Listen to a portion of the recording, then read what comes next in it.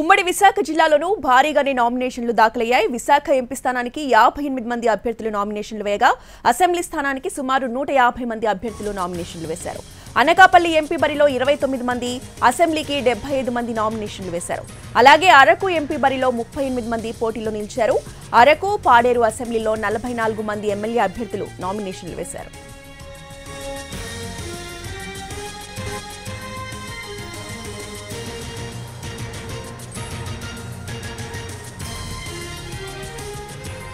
ఇక ఉమ్మడి విశాఖ జిల్లాలో భారీగా దాఖలైన నామినేషన్లపై పూర్తి అప్డేట్స్ ని అక్కడి నుంచి మా ప్రతినిధి రవిచంద్ర అందిస్తారు. రవిచంద్ర,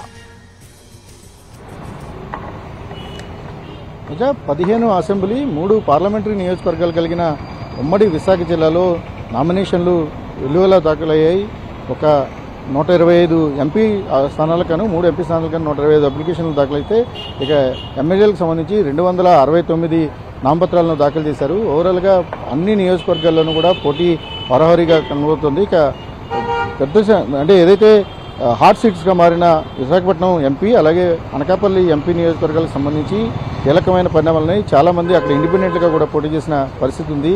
అయితే ఎవరు ఎన్ని నామినేషన్లు దాఖలు చేసినా ప్రధాన పోటీ మాత్రం కూటమి అభ్యర్థులకు వైఎస్ఆర్ కాంగ్రెస్ పార్టీ అభ్యర్థుల మధ్యనే ఉండే అవకాశం కనిపిస్తుంది. బలమైన అభ్యర్థులు బరిలోకి దిగిన నేపథ్యం ఉంది కాబట్టి ఇప్పుడు విశాఖపట్నం ఎంపీ అలాగే అనకాపల్లి పార్లమెంట్ నియోజకవర్గాలపైనే ఎక్కువ చర్చ జరుగుతోంది.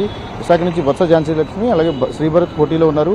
ఇక అనకాపల్లి నుంచి ఎవరైతే ఇప్పుడు డిప్యూటీ సీఎంగా ఉన్న ముత్యాల నాయుడు ఉన్నారు, ఆయన పైన రమేష్ పోటీ చేస్తున్నారు. ఓవరాల్గా ఈ పోటీ అంతా కూడా ప్రధాన పార్టీల మధ్యనే కొనసాగుతున్నప్పటికీ కూడా ఇండిపెండెంట్లు కూడా చాలా కీలకంగా మారిపోతున్నారు. ప్రధానంగా మాడుగుల అసెంబ్లీ నియోజకవర్గంలో అయితే కొత్త పరిణామాలు సంభవిస్తున్నాయి.